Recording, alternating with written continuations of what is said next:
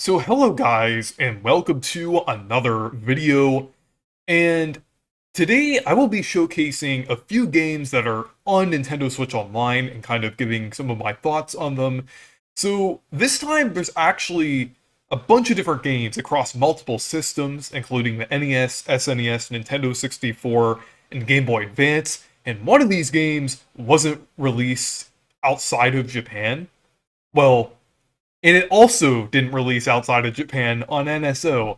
It's pretty infamous, and the announcement was pretty controversial, but I'll get into it in a little bit. But the first one here, or the first few we'll be looking at here, are actually from Rare. I am a little disappointed that they didn't put Banjo-Tooie or Diddy Kong Racing or Donkey Kong 64 on here, because those are rare games that people have been wanting for quite a while, as well as Conker's Bad Fur Day. So that's definitely kind of disappointing. I mean, there's a couple interesting games that they added, but it's still...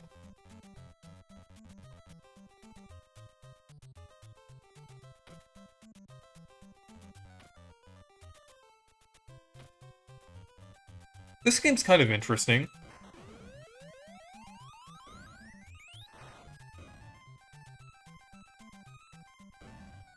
But yeah, let's move on to the next one here. So we have RC Pro-Am. Yeah, I guess you're controlling, like, RC cars or something here. Yeah, I'm not a huge fan of racing games on the NES. I mean, like, a lot of the time they're pretty rough. And I can definitely see that here.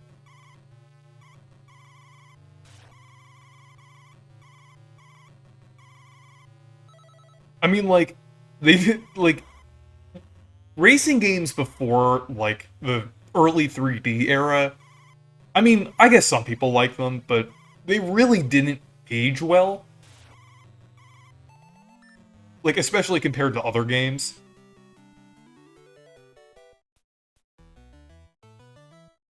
But yeah, let's move on to the SNES. Okay, so now I'm on the SNES library here, and we have Killer Instinct and Battletoads and Battle Maniacs. Yeah, these two series are definitely more well-known, but let's check out the Battletoads one here.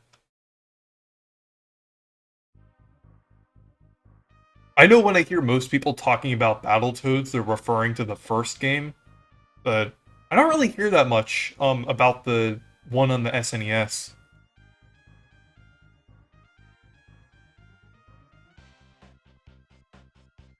But I know that's one of Rare's more notable series before Donkey Kong Country.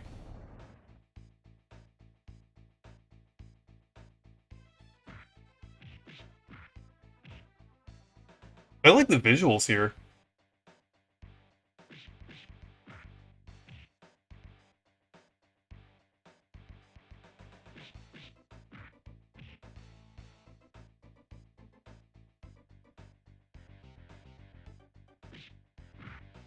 And I would say it controls fairly well.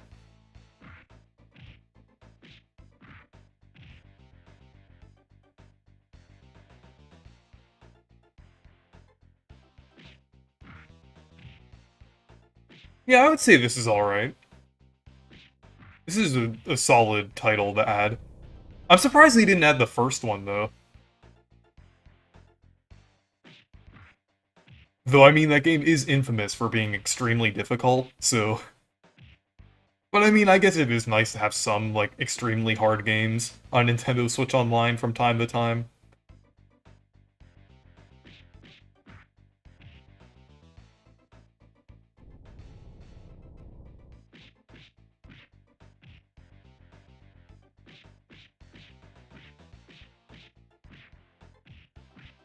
But yeah, let's move on to the next game here. So we have Killer Instinct.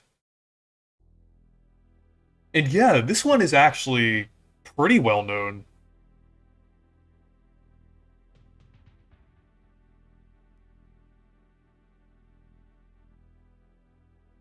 but I haven't played this game before, so I think it's interesting how it has similar branding to Donkey Kong Country with how it starts.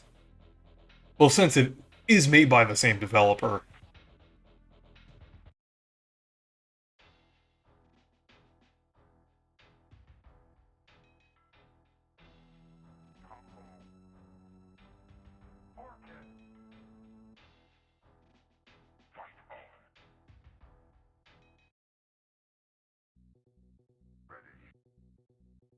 But yeah, it kind of has that pre-rendered style that you'd expect to see, like, on some games in the early to mid-90s.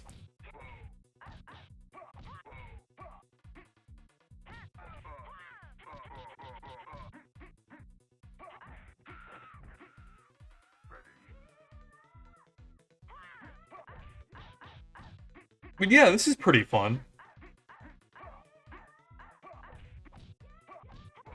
I mean, this is definitely like, one that I would, like, kind of expect to see and definitely be okay with on Nintendo Switch Online.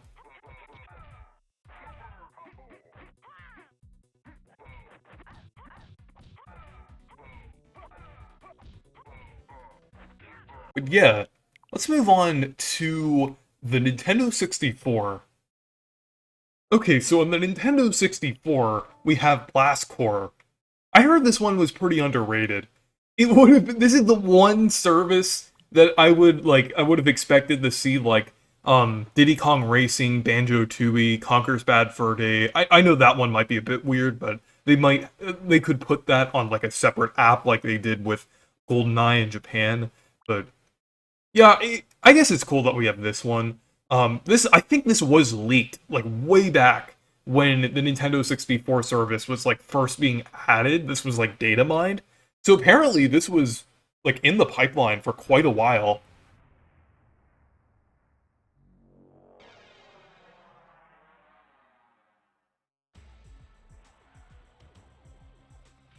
But yeah, I heard some pretty good things about this game.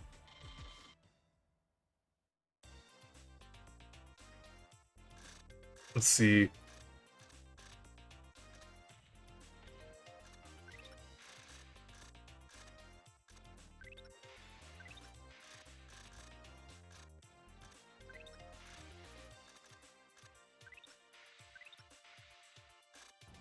There we go.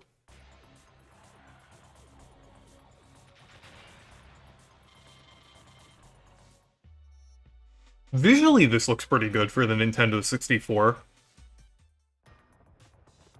The frame rate's pretty good as well.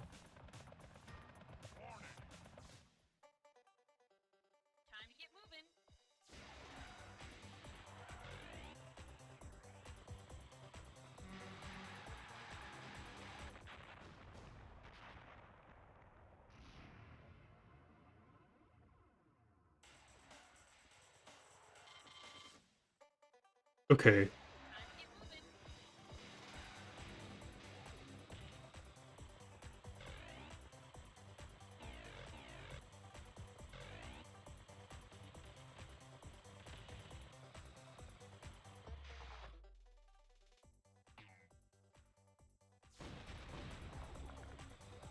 Okay, this is pretty fun.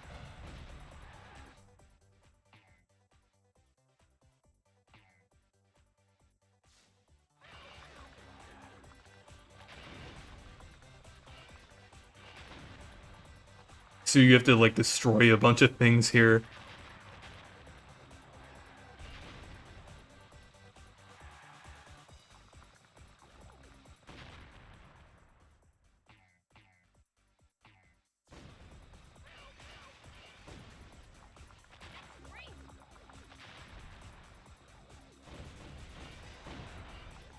But yeah, this is pretty fun. I wonder if it has... I know some of Rare's games have a widescreen option. I'm not sure if this is too old for that, because I know they did that like around like 1998, 1999, around then. I forgot when this game released.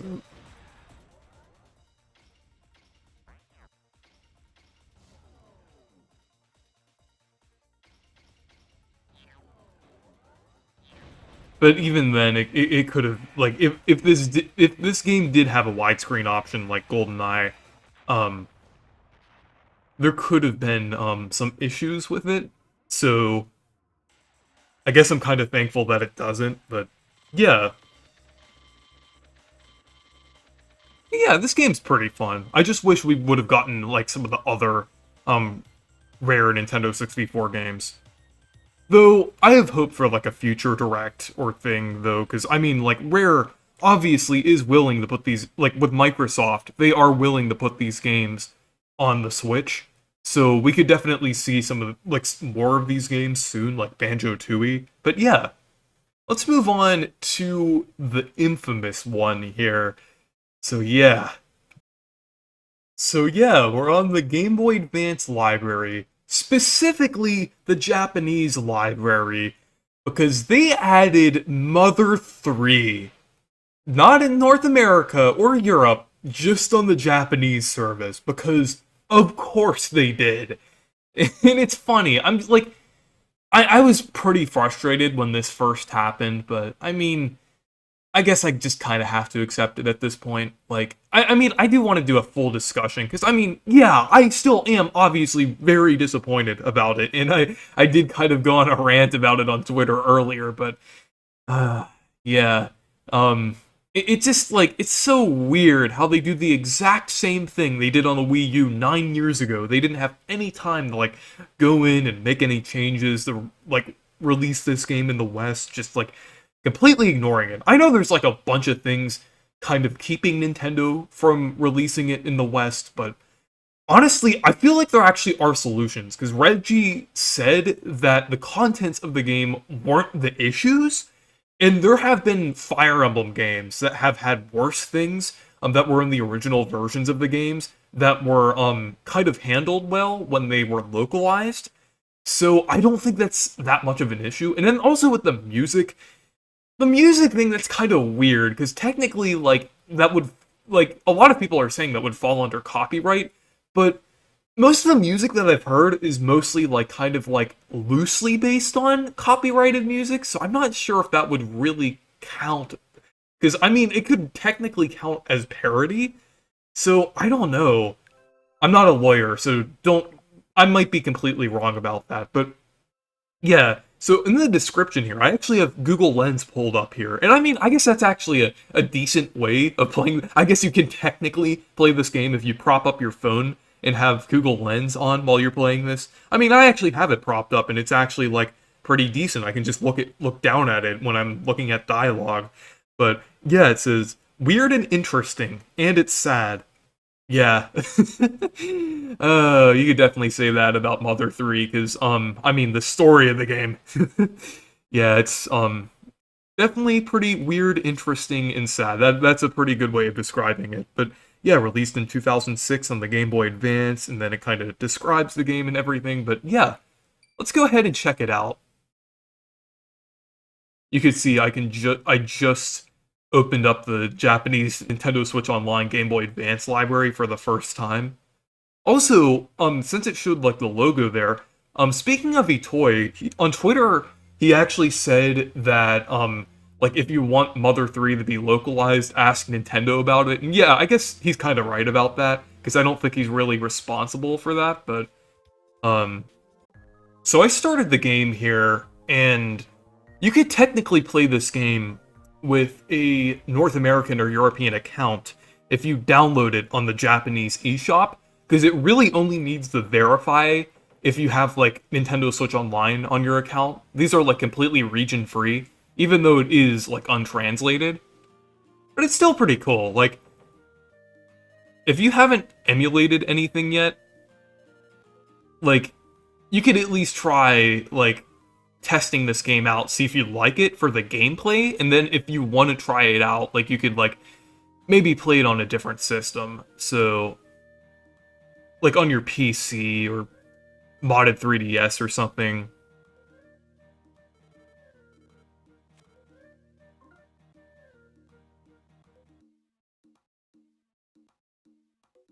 But yeah, we're playing as Lucas here.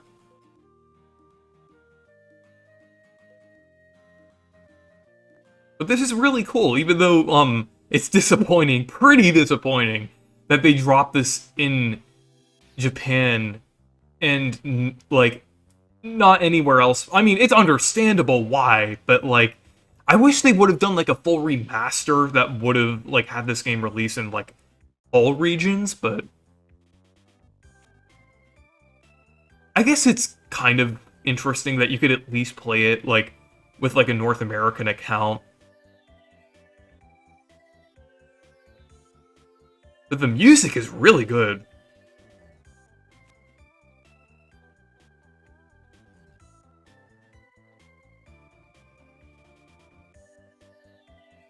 Oh yeah, and they have, like, the frogs where you can save your progress.